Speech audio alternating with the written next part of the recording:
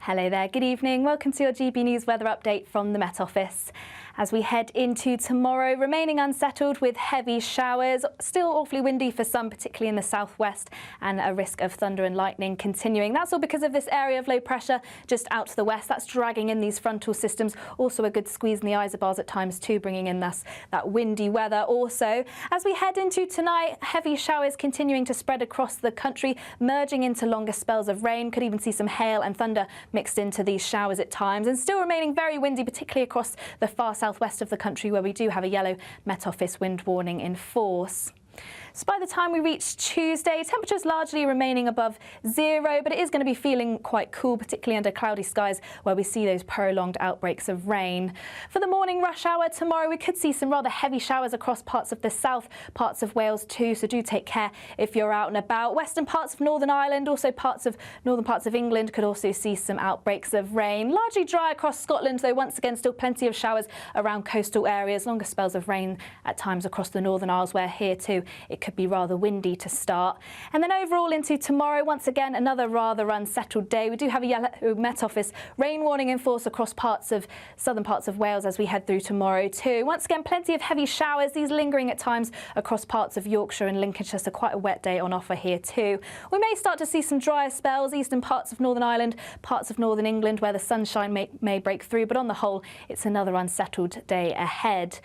As we head into Wednesday, it should be more dry weather around. That's away from the south where we are expecting some outbreaks of rain just to skirt up here. Quite a heavy outbreaks of rain for parts of the Channel Islands, but plenty of dry weather around. There's still plenty of showers across the parts of Scotland where they could turn wintry over high ground. More dry weather as we head towards the end of the week, but otherwise temperatures remaining around average. There will be a light breeze in the morning, leading to a warm front. Boxed heat pumps, sponsors of weather on GB News.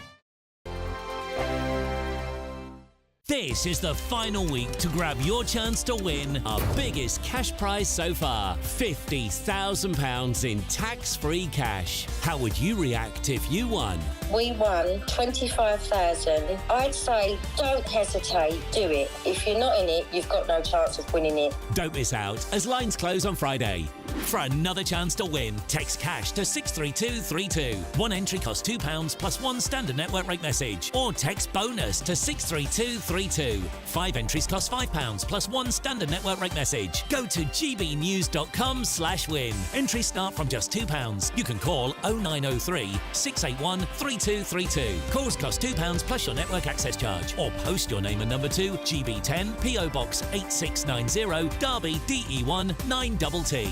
UK only. Entrance must be 18 or over. Lines close at 6 p.m. on the 31st of January. Please check the closing time if listening or watching on demand. Good luck.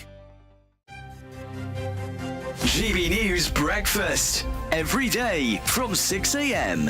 I'm really pleased to see this story. It's the news that bowel cancer screening, the age for that is going to be dropped from 60 to 50. And this is really, really important because bowel cancer is one of the biggest killers, and more people appear to be getting diagnosed with bowel cancer in their 50s.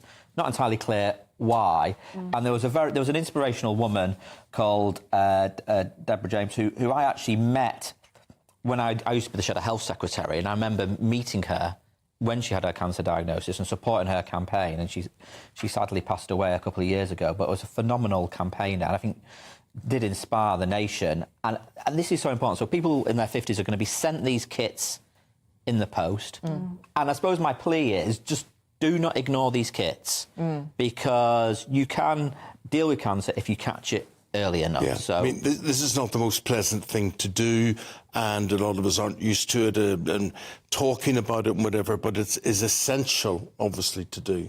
Yeah, I mean, absolutely. And the other reason I wanted to sort of flag this is, I mean, we can sometimes make ourselves sort of pretty miserable looking at the newspapers, but this is undoubtedly a good initiative that the government have done this, and that campaigners have persuaded the government to do this. So, look, I just want to plea to everybody watching, if you get one of these kits, use it. And, of course, I think it's really important within that to point out that this would not have helped Deborah, because Deborah was 40 when she died.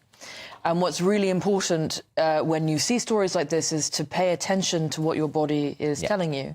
And if you have symptoms that are weird, it is important to go to your doctor and to talk about them and to take the tests.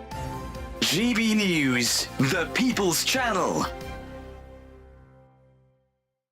Hi, I'm Michelle Dewberry, and my show is your opportunity to cut through all the noise and dive in headfirst to some robust debates. Ideas clash. Situation, isn't it? No, because the failure is you're deliberately avoiding my point. Nothing's held back. And if you think this is the end of it, wait for more. And we do not shy away from the difficult stuff. Sometimes I want to shake people and say, if only you understood. So join me on Jubes & Co. weeknights at 6 p.m, only on GB News, Britain's news channel.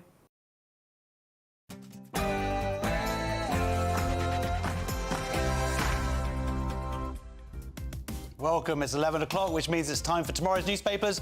Tonight, over the next hour, you are going to find out who wants to expand non-crime hate laws, why is Donald Trump using AI to troll Colombia, and how is this submarine offensive to French people, apart from looking like a baguette. I'm Josh Howie, and tonight I've got tip-top comedians Simon Evans and Adam Kumas taking you through Tuesday's top stories. This is Headliners.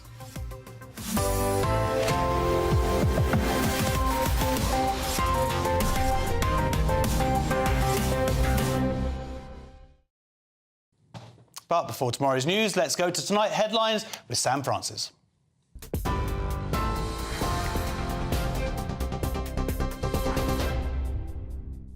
Very good evening to you from the newsroom just after 11 o'clock. The top story tonight. King Charles told Holocaust survivors that remembering the evils of the past is a vital task as he took a tour of the Auschwitz memorial site earlier, marking 80 years since its liberation.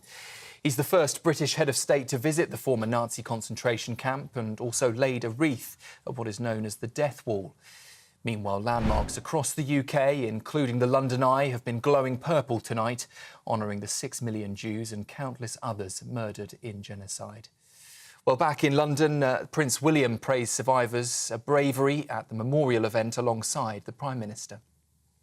We also remember those survivors who have lived with the scars, both mental and physical.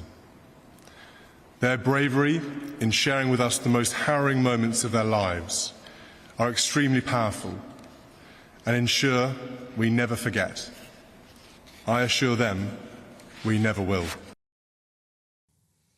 In other news tonight, 7 members of one of Scotland's worst child sex abuse rings have been handed lifelong sentences and warned they may never be released. The group inflicted horrific abuse, including rape and attempted murder on children under the age of 13 over 7 years in a Glasgow drug den. Judge Lord Beckett described the abuse as beyond my experience and praised the children's courage and perseverance despite threats from the gang. The sentences, totalling over 93 years, include lifelong restriction orders, meaning the offenders will remain under supervision for life. A 61-year-old woman has been arrested for allegedly dressing in wigs and disguises to take Life in the UK tests for at least 14 other people.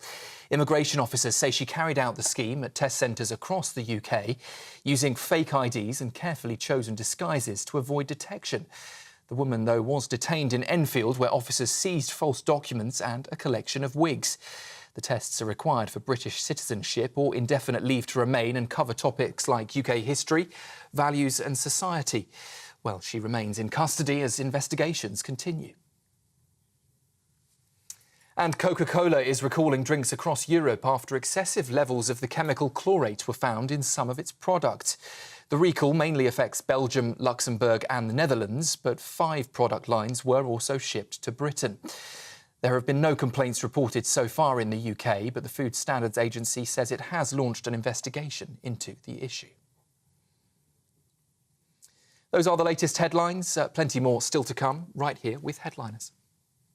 For the very latest GB News direct to your smartphone, sign up to News Alerts by scanning the QR code or go to gbnews.com/alerts.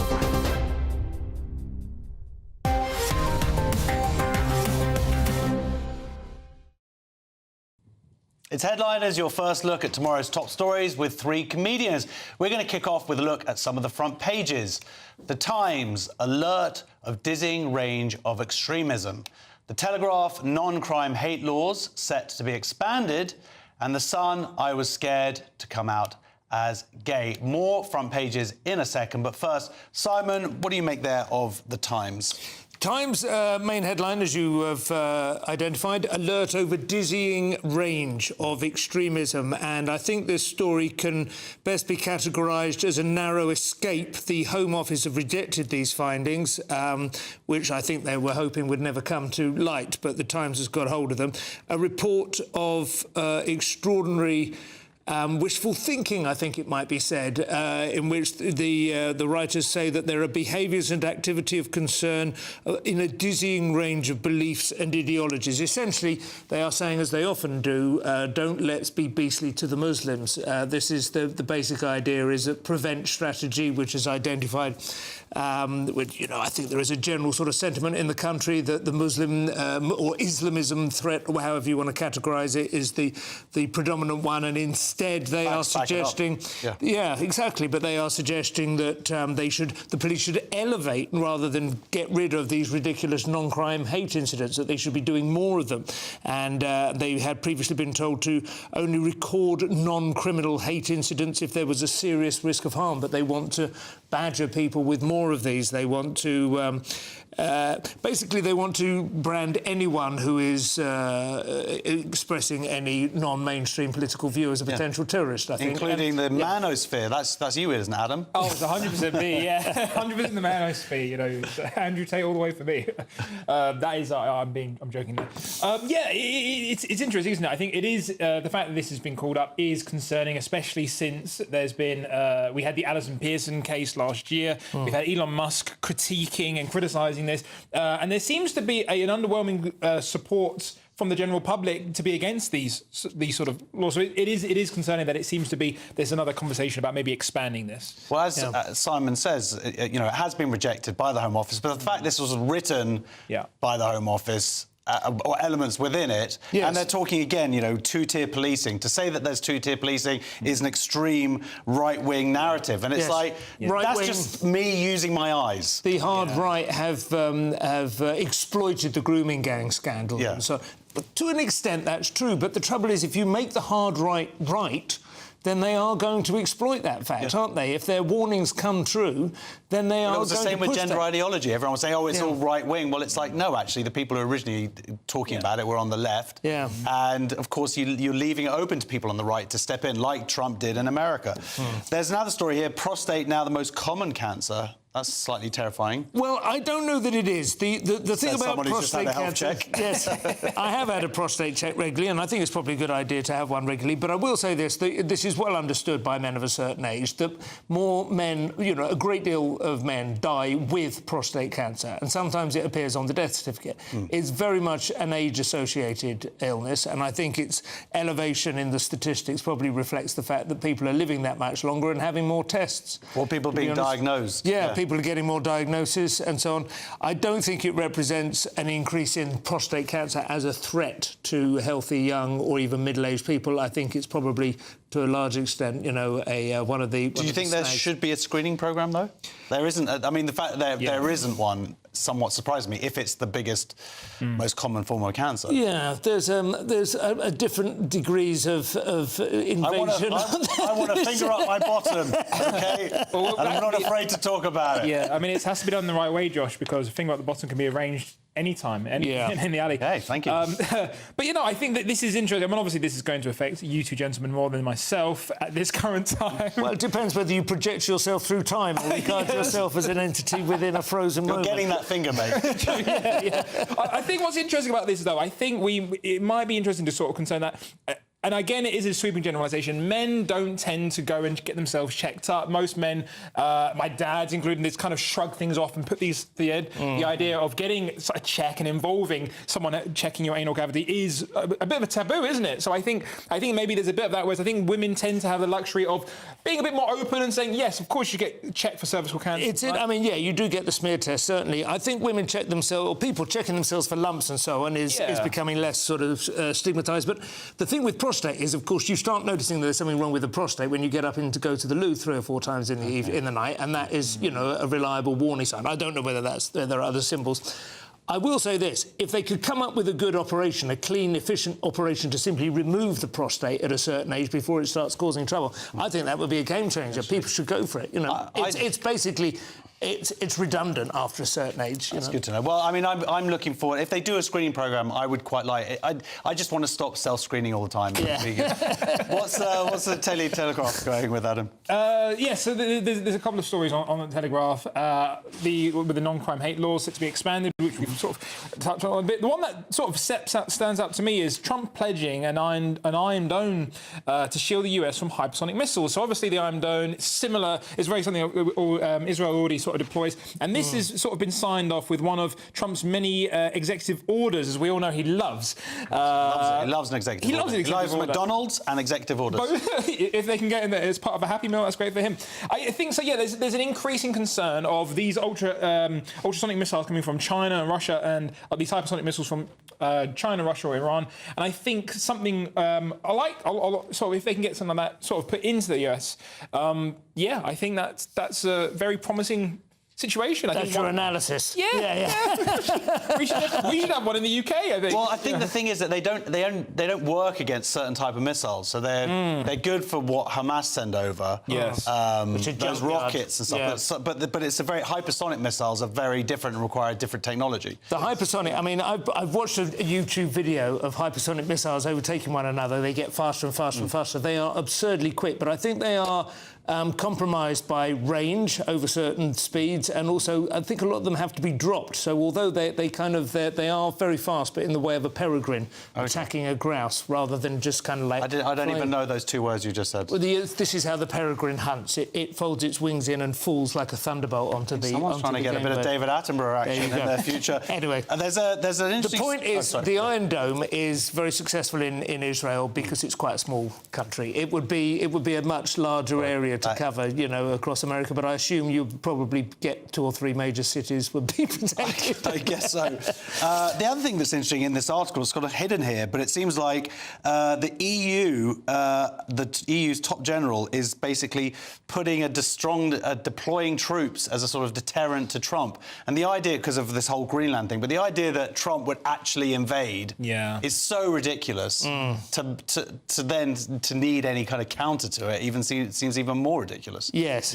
Anyway. I think he's winning the propaganda war on that, frankly, at the moment, but we'll see. Keep listening. Did you see this thing about middle-class ladies are our worst shoplifters? I mean, that is not news. That is just fact. I have been privy to this. I have dated these women. I actually once went on one date with a lady who just quite openly professed to stealing tubs of Vaseline, even though she could afford it. And we're right back to the prostate checks. That's cool back there.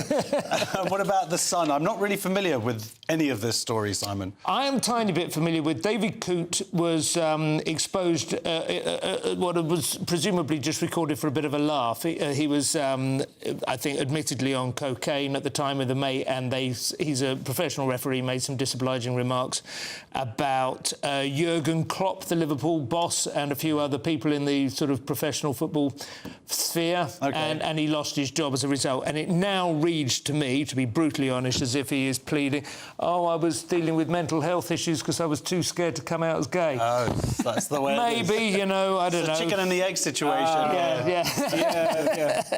But, yeah, he's trying to write off a little bit of ill-advised hot-mouthing, and we'll make it away with it. Yeah. Fine, well, let's have a look at some more papers then.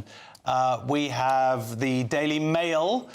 Before that gateway of death, they gathered for the last time the handful of eyewitnesses to history's greatest abomination. The UK banks squeeze savers again to boost their profits, and the Star, war of the psycho scumbag chatbots. Now, Adam, we have the Mail here today being marking the 80th anniversary of the liberation of Auschwitz. Yes, of course. And I think what's significant about this as well that we had King Charles actually flying over to visit Auschwitz, actually becoming one of the first monarch to actually go over there in person and visit it, sort of signifying the importance of this historic remembrance after 80 years. We have the princess there lighting candles in solidarity in London.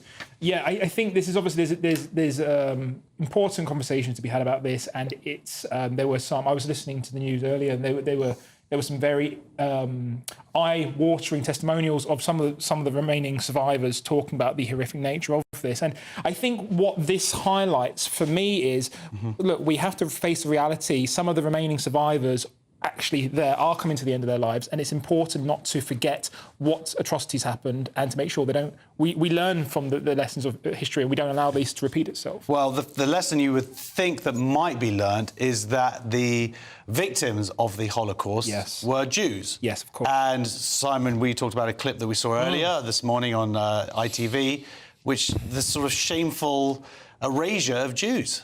It was extraordinary, and I mean, I feel it was shameful if it was deliberate. It was so hard to understand what they were trying to do. They said 6 million people lost their lives in the Holocaust, as well as some Roma and Polish Gypsies. people, It was so clunky and weird. I felt. I mean, she was presumably reading off a teleprompt, but it must have felt like she was deliberately trying to avoid saying the word Jews, and I do not understand why. Well, Jews have felt this erasure of the Jew. Right. I mean, the Holocaust specifically refers to Jewish eradication. It's a word if you're going to specifically eradicate that means Jews and the Holocaust, just don't cover the story. I mean, the man was standing there in Auschwitz.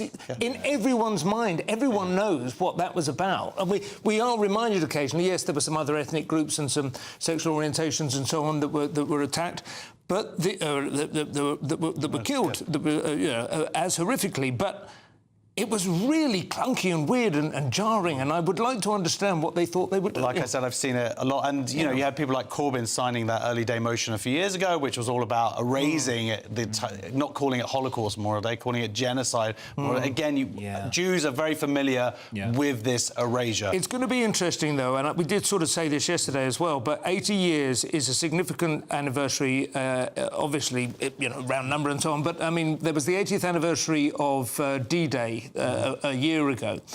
And I think by common consent that will probably be the last time veterans will go to the beaches, and it will, this is obviously rather different in that regard. It's not just commemorating an event, an act of heroism in terms of D-Day, whereas this is an act of unbelievable cruelty. But they will have to think about how it will be shifted. Well, it moves from living memory, essentially, is what it is. It becomes a real part of history as such. Finally, the iPaper just has a little story here. The UK banks squeezing savers again to boost profits. I'm not surprised. Yeah, absolutely. Simon, do you want to take this? I mean, no, you take it. No, I've got no interest. Did you hear that? Did a very funny joke. You just didn't respond to it. I was a bit slow on that, to be fair. No, I'll keep it short and sweet. Obviously, I'd probably say the main UK banks, and I think they're relying on a lot of people, commonplace, maybe the high street banks. As someone who's very diligent with their finances, you can move to different banks and different accounts with higher saving rates. You have to just look at and shop and compare. Yeah. I'd like to just bring out one story, though. I wanted to bring that up as well. Oh, well, you spotted that. I just literally saw it, yes. My porn addiction changed me, says comedy's Marcus Brigstock. Friend of... old friend. He hasn't spoken to me since I've been on the show, but I liked him. I've seen him quite recently. He's still friendly. Yeah, he tolerates. Did you talk about his porn addiction changing him? All I know about Marcus is that he has talked about all his other addictions. He had a terrible food addiction at one point, and I think has been through all the 12-step programmes, so presumably this one managed to sneak past. You replace one with the other. And then all at the same time. Soon he's going to be checking his prostate all the time. The other story about the Chinese AI we're going to cover in the next section, because it is quite important. That is a thrilling look at the front pages, though, but there's plenty more news goodness to come. Who is ending all illegal immigration, and who crumpled before Trump? Find out in 2.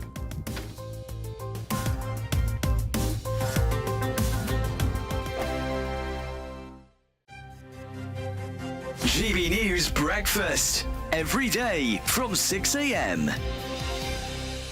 Underestimate what you did, because to do it in their backyard as well, I bet they weren't happy about it, were they, Brad? No, definitely not. Well, it makes it all the more sweeter. So they're usually pretty dominant in a two-man event, but four-man's usually where we can challenge them. And yeah, we managed to do it yesterday and put down 2 solid runs. And yeah. So yeah, funding was a big issue for us in the last quad, but because of our results recently, we've picked up a lot more funding from UK Sport. So we're well funded now, and but yeah, the bob is in the back of the van behind us, so we're driving it down to St Moritz as we speak. So yeah, that's how it all works in the background in bobsleigh. Brad, you're the pilot, correct? So you're up front. Yeah. Now, what happens? I always wonder, because I remember seeing John Noakes on. Do you remember John Noakes on Blue Peter when he fell out of the bob and he ended up showing the back of his backside on TV because he had a big scar on there?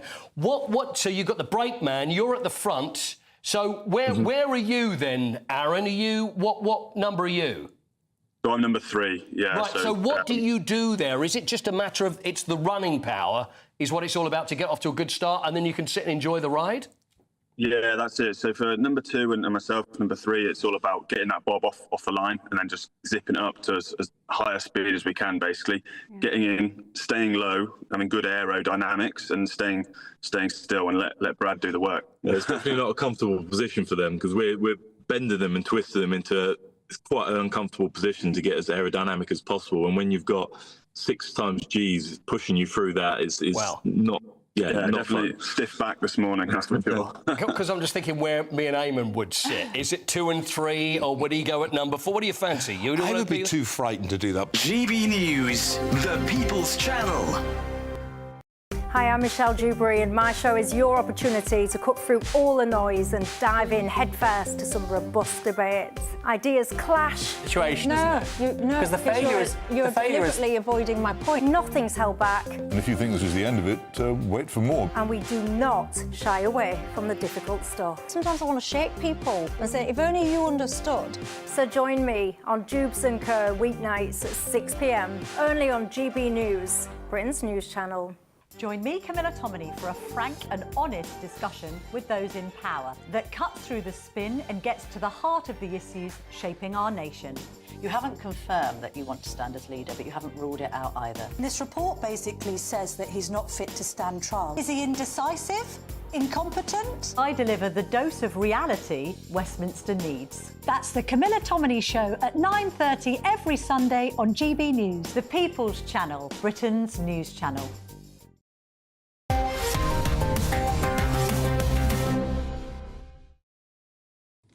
Welcome back to Headliners. Let's kick off with Tuesday's mail, Simon.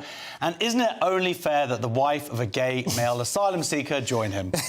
Yes, good point.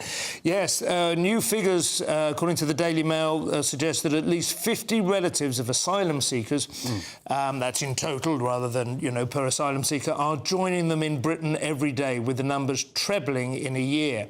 Figures reveal, and various people have spoken out very sternly about this. Rupert Lowe, who I find myself agreeing with more and more often these days, Nigel Farage's colleague in Reform, he says, if you come illegally, you can't stay, your family can't come. The year ending September 2024, nearly 20,000 people were granted family reunion visas. The same period the year before, 5,800. It's a huge jump. That is huge.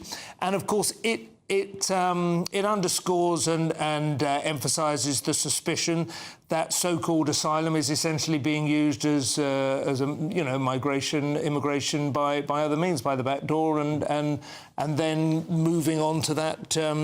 What do you call it, anchor or chain migration? I mean, they're facing similar things, of course, in America at the moment. And this is exactly where Trump is coming in very hard now to clear out the idea that if you arrive in the US and are able to give birth there before anyone finds you, your child is a citizen. These numbers seem to indicate we're moving in the opposite direction. Absolutely, yeah.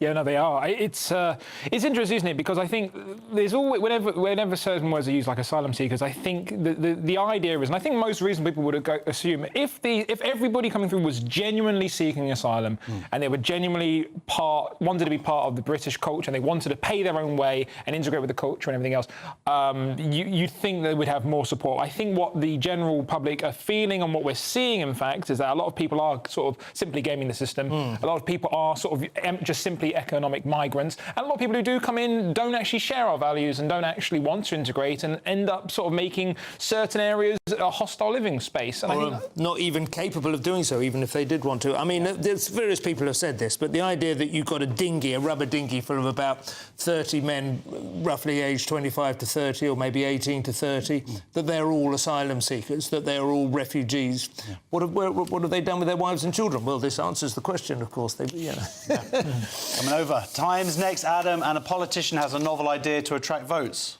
Yes, so this is from The Times, and the headline reads, German election favourite risks it all with asylum plan. So the leader of Germany's main Conservative Party has sent the election campaign into uproar by setting the stage for a de facto common front with a hard right on immigration reform. So this is very interesting, actually, because obviously they are aligning essentially with the AfD, which has recently received a lot of support from Elon Musk. And I think, even though they are still tipped to sort of like they're one of the favourites sort of win, I think they've been accused of having like a sleeper campaign and resting on their laurels. So basically, they've basically just said, like, right, we're going to align with some of these values in a bid to get more support. Now, whether or not this actually convinces the public of Germany, the voting public of Germany, who probably might go, well, you haven't really done much since. You know, there's maybe it's too little, too late, but they are weeks away from their election. So the biggest election in the history of the world, according to Elon Musk. Simon, would this be like Tories just adopting wholesale all the reforms policy? It's exactly the obvious comparison, isn't it? It's exactly what occurred to me, and it would be what Jenrick would argue for, I suspect, in the Tory party. I mean, it's at the moment, it's like they're going to try and steal their clothes or toys or drive their tractors on their lawn, or whatever analogy is current. But I suppose the bigger question is, would they then form a coalition with them? You know, because then they would have a very strong claim to... but that would break that tradition, the cordon sanitaire, which has been in place for decades in Europe to prevent hard-right parties coming in. Part of me kind of hopes that they do get realistic at some point, because the longer they wait, the stronger and harder the elastic is going to snap. Well, this is exactly it, is they are addressing what is obviously a big concern for German voters. So everyone can call this all far right, but they accepted in 1 million immigrants about 10 years ago, and it unfortunately has not worked out in the way that they thought it would. And the Christmas market, last week there was an Afghan man killed a child and a mother. I mean... And the irony is, I mean, which is obvious, perhaps doesn't need saying, but the irony is that the traditional fear of the hard right in Germany would be, of course, the rise of Nazis, and that's anti-Semitism. But this is actually combating the anti-Semitism in a sense. The way the wheel has turned now, that the hard right are needed there to make the place safe for Jews as well. Interesting. Well, we'll see. I don't know if they like Jews or not. Simon, moving on to The Sun. Who blinked first? The 46th richest country in the world, or the richest country? Yes, well, I suppose it was always going to go that way. It's interesting, and Trump has posted a very cocky picture. The Sun say he's posted I don't know how to say it, but an F around find out AI pic. Basically, he loves AI pics of himself in which he looks like a gangster, kind of jowly gangster with the old sharp suits. But the point is, he's after crushing sanctions threat, forces Colombia to accept deported migrants. So the story is kind of a day old. America was trying to deport some Colombian illegal migrants back to Colombia, and Colombia is refusing to allow the planes to land. And Trump was like, if you want to pull that one, then there'll be tariffs on your goods, and you won't sell anything. 25% on cocaine, right? That and no one wants that. Certain categories of porn as well, I think, we're under threat. So, as you say, Bogota blinked first. I still am slightly puzzled how many flights it's going to take. I mean, they're talking about literally millions of people. It's quite an extraordinarily ambitious campaign. I don't want to seem inhumane, though, but about this story, it was like they didn't get bottles of water. And then we're talking about a few hours flight. I mean, I'm just in the grand scheme of things, and these are illegal migrants. I don't want to. Like I say, I feel bad, but really, come on, it's not that big a deal. One thing I will say, sorry to give you a moment, but that is interesting in this story is it happened very quickly, and a number of people, Alexandria Ocasio-Cortez, for instance, in America, were gloating at Trump for having been humiliated by even as Bogota crumbled. 2 hours later. Yeah, you've got to be very careful. He is coming through at the moment. Yeah, Trump's getting stuff done, right? He is, and I think, you know, he's doing exactly, you know, what was his phrase is promises made, promises kept. Yeah. You know, so people, I'm sure the American public who voted for him are probably happy to see this. All right, well, very quickly, Guardian now, Adam, and does Chinese AI make you keep wanting more? Oh, yeah, so this is, the headline reads, global tech shares fall as China AI chatbot DeepSeek spooks investors. So this is actually, I find this very fascinating because... You big geek. Yeah. No, I think this is very fascinating because obviously prior to this, which has all been kept under wraps, I think the idea was, all the main big companies creating AIs were in America, and we've had huge controversy with ChatGPT, with OpenAI, the CEO Sam Altman changing it from an open source to a for-profit model. Elon Musk is currently going through legal processes to sue this guy, and there's been millions of billions of investment into AI in terms of we need better chips and everything else. And now China seemingly has come out from out of the woodwork and just gone, no, we've actually got our own version, open source, and it takes less computing power, and we can do it on cheaper chips. And the reason why they're doing it on cheaper chips is because of a rule that was NVIDIA was actually banned from exporting chips in 2022 in an attempt to harbour China from getting the best AI, and they've actually done better with less. Yeah, so Simon, I mean, this has sent shocks around the world, the global markets, with the biggest ever fall in a company's price. NVIDIA lost 15% at the time the papers were written. I think it's up to 18% has come off its share price now. Ouch. And NVIDIA is the one, of course, that came out of nowhere, I don't know, about a year or two ago. And I say nowhere, but a lot of people who weren't constantly paying attention, it suddenly became the world's biggest, most capitalised company. I think it might be dipping back down again. But yes, it's lost like half $500 billion in stock value. Extraordinary. Because clearly people had assumed that these big Silicon Valley behemoths were going to be the ones to control and command this, and it's not the case. China's come through. Wow. Well, we are going to go now to a little break, but make sure you come back because, of course, we have loads more stories, including trans women no longer being in in female sports in the Olympics. Come back and find out about that.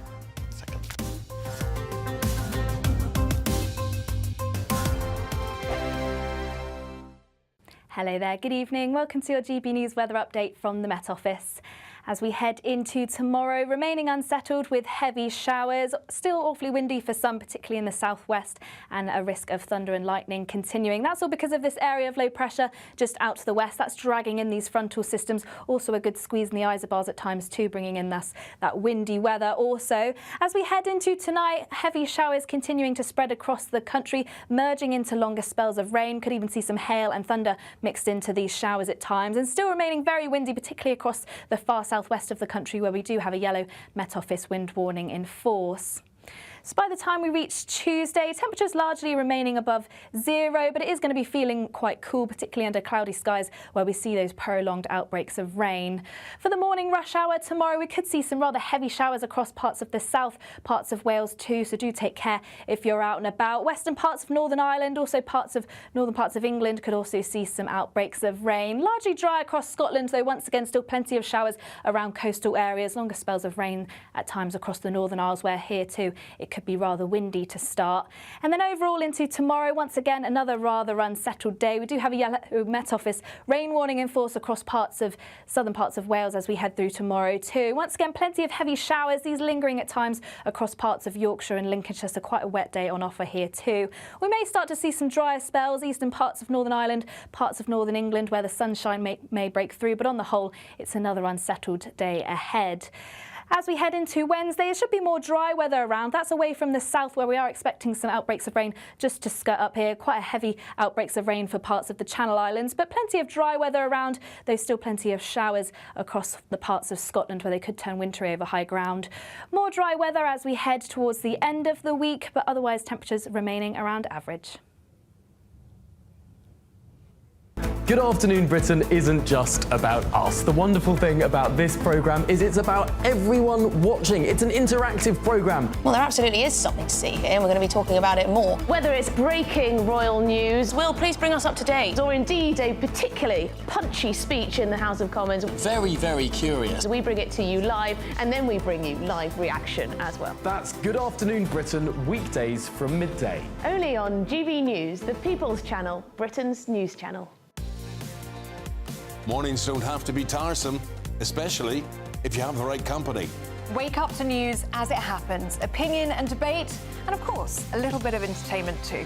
Because when the kettle's on, we're on. That's Breakfast on GB News, a show worth waking up for. Every morning from 6 a.m. Only on the People's Channel, Britain's news channel. We'll spread the news, you spread the word.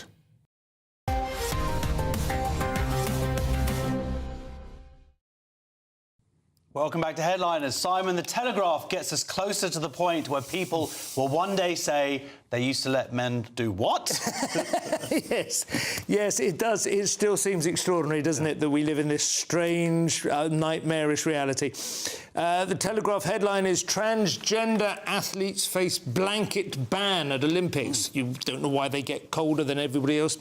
But sorry, that's a blanket joke. The idea is that in the previous Olympics, apparently it was down on a sport-by-sport basis. They had sort of subsidiarity, and you can possibly understand the logic of that. In some sports, clearly the onset of puberty and the testosterone might be more important than in others. Conceivably, weightlifting, surely, maybe badminton, not so much, I don't know. But it looks as if now a consensus is building. There is going to be an election soon for a new president of the International Olympic Committee.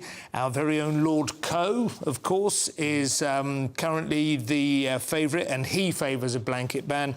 And now another one of the leading candidates, Kirsty Coventry, who I'd not heard of before, but she is Zimbabwe's most successful Olympian, with 8 out of their 9 medals, and she supports it. She's a swimmer. Well, isn't it interesting, Adam, that people find their bravery suddenly when they're a vote winner? Didn't say much before. Yeah, exactly. When men were winning gold medals for beating up women in this summer's Olympics, last summer's Olympics. Yeah. But suddenly now, it seems like now the consensus has changed. Yes, and well, you know, as silly as it is, this is a good thing. It's a good thing for women. It's a good thing for common sense. And now I do have plight for people who are transgender and want to compete in the Olympics, but it shouldn't be at the cost of. Well, they can compete in their sex category. In their sex category, yeah, and even if, look, in the future, maybe you want a separate division for only transgender athletes, we can have that. Or an open category as well. Or an open category. But it shouldn't be. It shouldn't be at the cost of women, because it sort of defies the logic of having a separation of men and women in. I do feel that argument has been broadly won. I think we're now, the momentum is behind that, and obviously the common sense and the return to normality. I think we are still in the woods a little bit when it comes to the intersex, the undescended testicles that present. But they are the biological phenotypes. males still. Yeah. I personally think that they need to be harsh, you know, in order to create a level playing field for women who are uncomplicatedly women. But that's not clear whether that is included in this blanket ban. Yeah. I mean, I'm kind of sad about it because it means I'm going to give up boxing now. No point anymore. Adam, let's stay with Tuesday's Telegraph and some old friends of the channel. Yes, so the headline from Telegraph reads, left-wing activists who want to shut down Musk's ex handed taxpayer cash. So this is basically certain charities such as the Centre for Countering Digital Hate or Stop Funding Hate. They're all using phrases and they've been recorded of saying things like kill Musk's Twitter, which all sounds very hateful, doesn't it? I see, this is very interesting. I think, and obviously these Stop Funding Hate in particular is targeting advertisers that do businesses with outlets including GB News. So this is interesting. Part of the taxes that I've just filed recently, actually, if you need to know, going towards funding charities to get you sacked. So I think this is ridiculous. I'm very unhappy about this. That's exactly what occurred to me. We know that they've had us in their crosshairs from the start. You know, before when the start. Andrew Neil was on. Before the start. Yeah. They're disgraceful, absolutely disgraceful. What they define as hate is just stuff they don't like, basically. Yeah, They clearly hate. They're motivated by hate. They get up in the morning hating us, hating the Daily Mail, hating anyone who doesn't accord with their liberal consensus. It's crazy. There's someone here, Amanda Morris, a former Stop Funding Hate community organiser, was exposed for sharing allegedly anti-Semitic content on social media. So that certain forms of hate are OK. They could be friends with Jeremy Corbyn, who led the Labour Party when it broke the law discriminating against Jews. But, of course, if you call out Muslim rape gangs, then you are hateful, and thus advertising should be. Absolutely. The word hate is such a disgracefully abused term, you know, and even when one does sometimes feel hate, it's because something one loves is threatened. It's not necessarily a bad or toxic emotion. Well, it should be said, by the way, that this is sort of indirect funding. So it's taxpayer funding has gone to organisations that have then, in turn, funded these organisations. It's so clever. This whole network, we have Blair to thank for this, of course. The whole network of interlocking NGOs and charities and, oh, my goodness, they create such a squid ink. Very frustrating. Telegraph, Simon, with the worst booking for an event since I performed at a Hamas fundraiser. Yes, I mean, I watched a bit of this. It was quite extraordinarily tone-deaf would be the kindest way of describing it, perhaps. Michael Higgins, who I suppose he's entitled to his views. He has very strong... He is the president of Ireland. He has very strong views about the... whatever the Jews. war, whatever you want to call the Gazan, the plight of the Gazans. But yeah, time and a place. And what was really despicable, I think, about this, well, it was called a cheap, despicable provocation. But what seemed worse to me was that some Jews who rose up... I should say it was at a Holocaust memorial event in which he gives this speech, essentially drawing an equivalence between the Holocaust and what's been going on in Israel and Gaza. And some Jews rose and turned their backs. They weren't even, like, throwing things or like... and they were bundled out. A pregnant Jewish woman, a child or grandchild, I believe, of people who'd survived the Holocaust and were kicked out, exactly like you say, turning their back on it. And this guy was begged by various Jewish organisations in Ireland, said, please don't come, please don't, because this is not like the first time for him. He also accused Israel of leaking some letter of support to Iran. It actually turns out Iran had done it. He's been disgraceful really all along. So the idea this guy is then going to be giving this speech, and then he just couldn't help himself, and as you say, brought this disgusting false equivalence in. Yeah. I mean, hopefully, I mean, look, it was absolutely one of the worst places and times to do this as well. And, you know, hopefully history will remember this guy as the idiot that he is. We'll see. Times has a story now about a British submarine, Adam, the HMS Froggy Garlic Breath. So this is the story from the Times. The headline reads, Navy bosses rename HMS Agincourt to avoid annoying the French. Now, I think I'm going to disagree with you two on this one, because I think this is fine. I think this is fine. I think the renaming of this... Now, I know that Grant Shapps has said, you know, this is woke nonsense being pushed ahead of the tradition and stuff. Not everything has to be woke. I mean, the way I see this is, look... and I know France, they're going to say France has a naval thing that offends potentially the Germans and everything else. But if I'm thinking about it, at the end of the day, are the French our allies? If the Russians come knocking on our door, are the French supposed to be in cahoots with us? If that's the case, let's keep them on side. Let's rename it. And they're changing it to the HMS Achilles, which is basically a war that the French and British fought alongside. Let's just do that. We're not in... What, the Achilles? Achilles? Sorry, yeah. Really? But isn't that offensive to Greek people? Or... Potentially. A Greek offensive to Trojans. The British public shouldn't care about this because, you know, the last time I remember when we were given a decision to name something, we called something almost called something Boaty McBoatface. That is true. We shouldn't care. Agincourt is interesting. I don't feel particularly strongly about it. I don't feel the Royal Navy should be bullied into this kind of decision. But Agincourt was a battle from a time when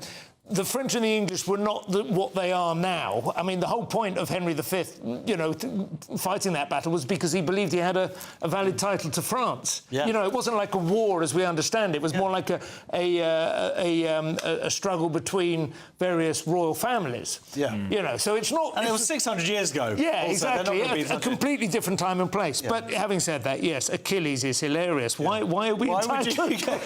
Where exactly is the weakness in this boat? Try and hit the propeller. Yeah, that's what they dipped it. Yeah. Exactly. I mean, I was the same way. I sort of thought, oh, why are they doing this? But as you read it, the two pertinent bits of information that stood out for me, first of all, is it says like it's a 2018 boat, but actually it hasn't been fully completed yet. So you think, well, if it hasn't been fully built, then that's not that big a deal. You're not having to paint over it. Yeah, exactly. Yeah, I thought it's going to cost money, but obviously not. And the other thing is that it seems like it puts us back in the good books with France, who are angry with us because we basically teeth their Australia contract. So I think fair enough. The only way they could get me to sort of care about this and go, no, keep the name, as if through some sort of red tape or bureaucracy they go, this is going to cost millions of pounds to do, because as they normally do. Providing that's not happening, name it whatever you want. Right, last section to go. You don't want to miss it. What are dating app users giving up, and how are women just as superficial as men? Find out in 2. I'm going to have to...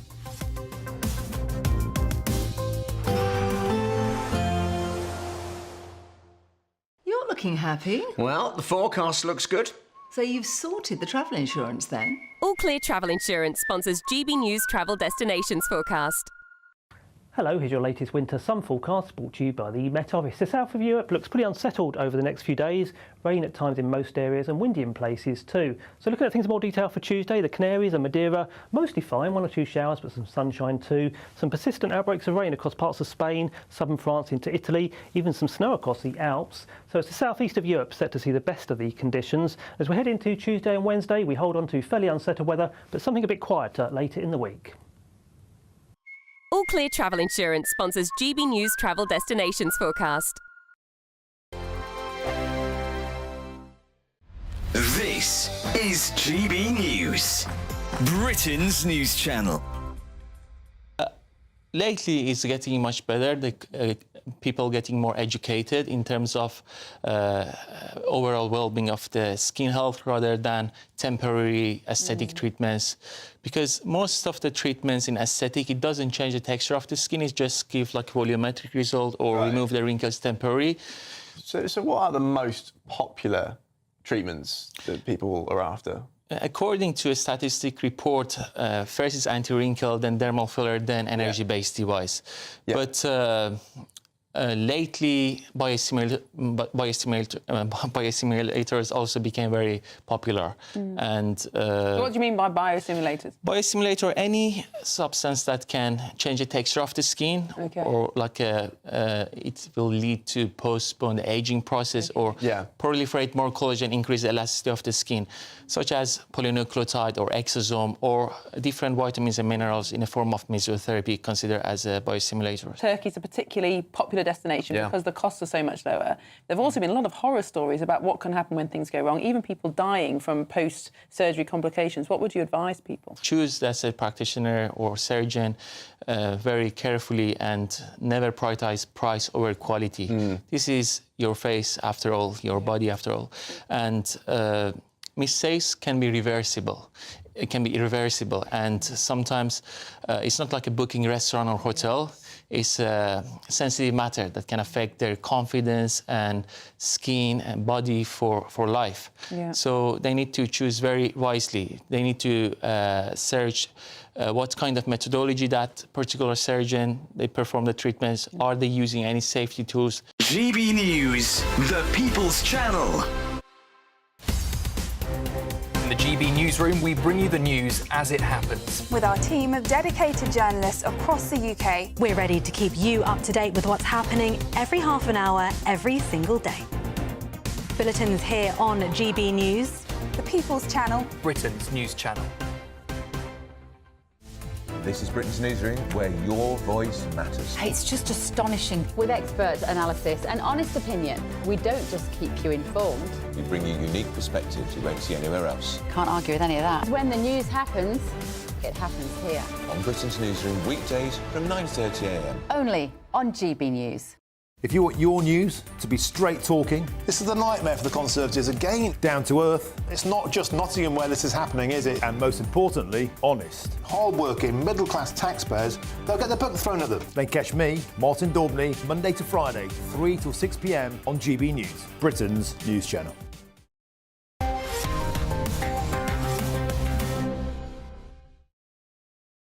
Welcome back to Headliners. Jumping into The Guardian, Simon, with how Bristol may become the stinkiest city in England. Yes, indeed. Yes, a big risk they're taking there. They're considering, it says, Bristol may become the first English council to collect black bins every 4 weeks.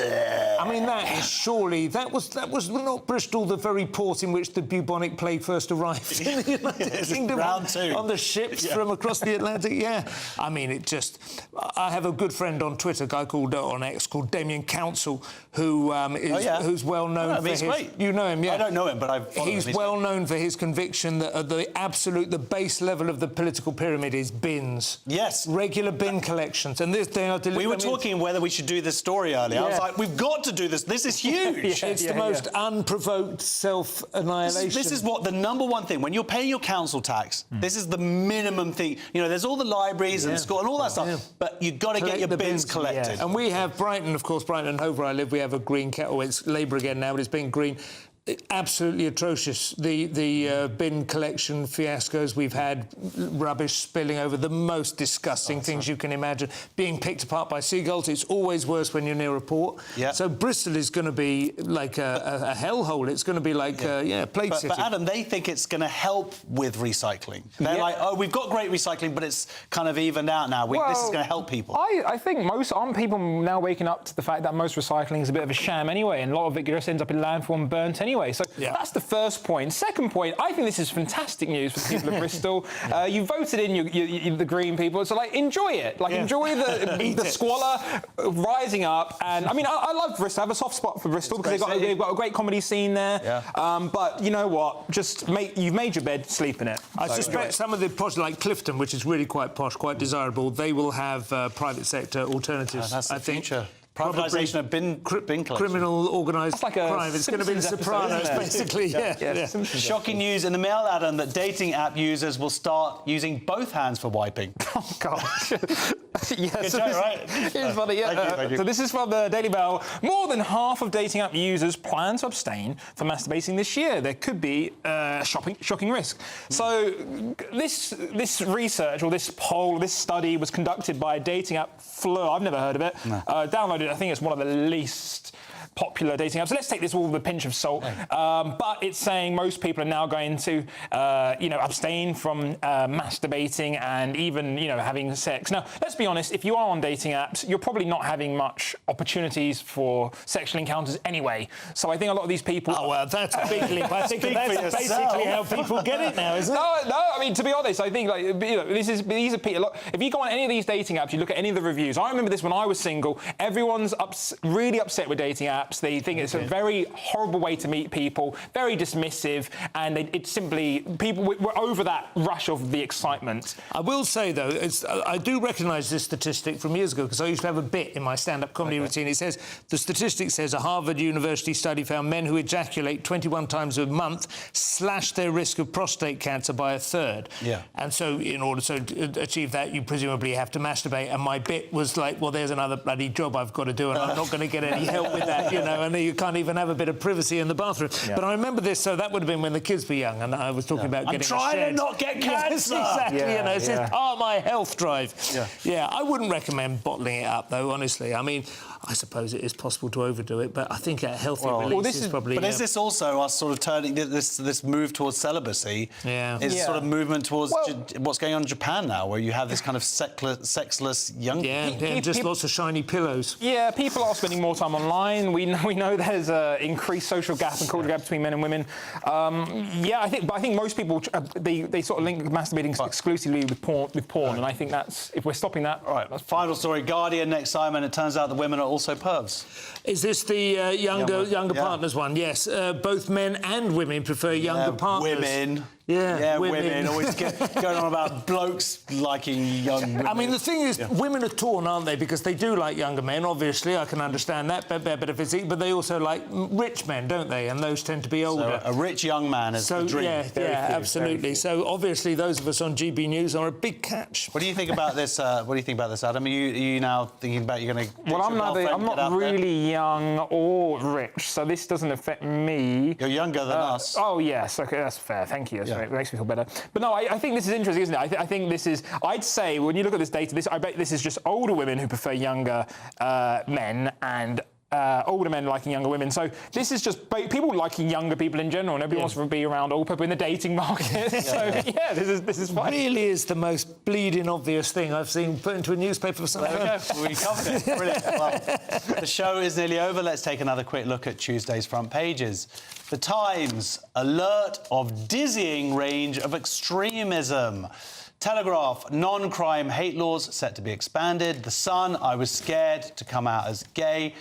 Mail, before that gateway of death, they gathered for the last time the handful of eyewitnesses to history's greatest abomination. The Eye, UK banks squeeze savers again to boost their profits. And the Star, war of the psycho scumbag chatbots. That is it for tonight's show. Thank you very much to my guests, Simon and Adam. I'm going to be here tomorrow night at 11 p.m. with Marks on My Cocks. And if you're watching the 5 a.m. repeat, then stay tuned for breakfast.